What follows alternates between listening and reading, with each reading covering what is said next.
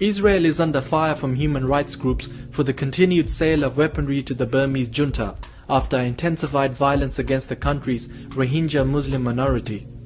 More than 100 tanks as well as boats and light weapons have been sold to the Burmese government by Israeli arms companies. Investigations by several rights watchdogs have found.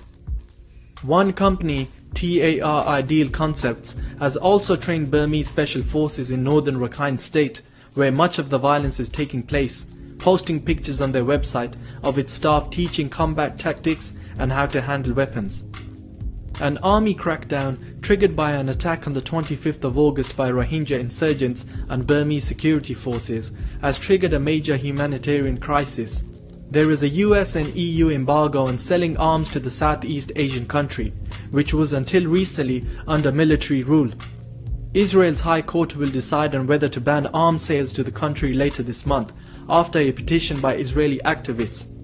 In March, the Israeli Defense Ministry defended sales, saying that the courts had no jurisdiction over a diplomatic issue.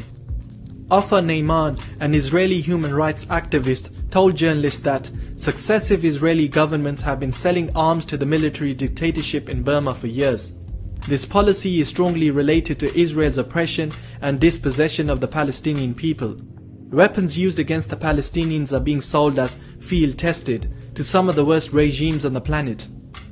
Graphic photos and videos from the region show beheaded children and entire villages burnt to the ground by military and paramilitary forces.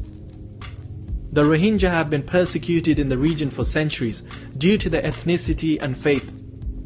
Penny Green, Professor of Law at Queen Mary University of London and Director of the International State Crime Initiative, wrote in a recent report, "The state has historically adopted strategies of othering the Rohingya, stigmatizing them as illegal Bengalis and terrorists.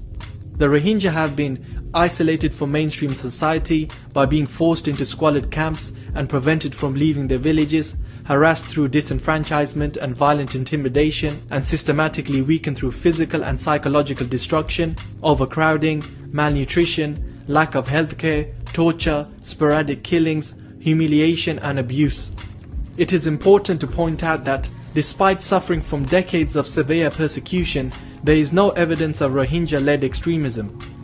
The violence against the Rohingya has been condemned by the international community. Speaking in Geneva on September 11th, the United Nations top human rights official said, "Burma's treatment of its Rohingya minority appears to be a textbook example of ethnic cleansing." So you have this situation now where things have deteriorated. The Rohingya, as we know, are not legally recognised. They have no citizenship rights in Myanmar.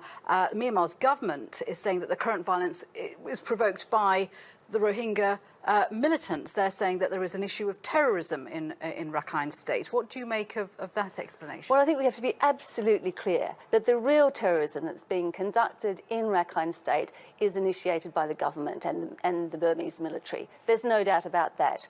And the evolution of a small group that we've been hearing about lately, ASA, is absolutely the product of the persecution that the Rohingya have suffered for decades. So it's very disingenuous on the part of the Burmese government.